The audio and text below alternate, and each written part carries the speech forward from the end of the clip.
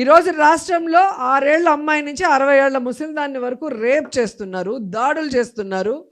వాళ్ళ అధికారాన్ని ఉపయోగించి లొంగ తీసుకొని వాళ్ళ జీవితాలు నాశనం చేస్తుంటే ఈరోజు ఎవరైతే కంప్లైంట్ ఇస్తారో ఆ మహిళల మీద కేసులు పెడుతున్నారు తప్ప తప్పు చేసినా తప్పుడు వాళ్ళ మీద కేసు పెట్టకుండా వాళ్ళకి మళ్ళీ కొమ్ము కాస్తున్నారు.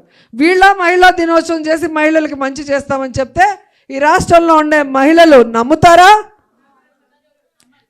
ఈరోజు అధికారంలోకి వస్తే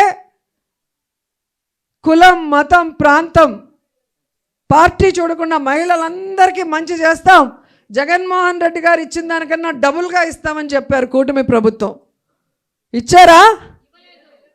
ఈరోజు కులం, మతం, పార్టీ చూడకుండా మన పార్టీ అయినా వాళ్ళ పార్టీ అయినా అందరినీ వెన్నుపోటు పొడిచేయటమే. వెన్నుపోటు వెన్నతో పెట్టిన విద్య చంద్రబాబు నాయుడికి. నిజమే కాదా? సో ఈరోజు మననే కాదు, అటు బీజేపీ మహిళల్ని, తెలుగుదేశం పార్టీ మహిళల్ని, జనసేన మహిళల్ని కూడా వెన్నుపోటు పొడిచిన ఘనత చంద్రబాబు నాయుడికే దక్కింది.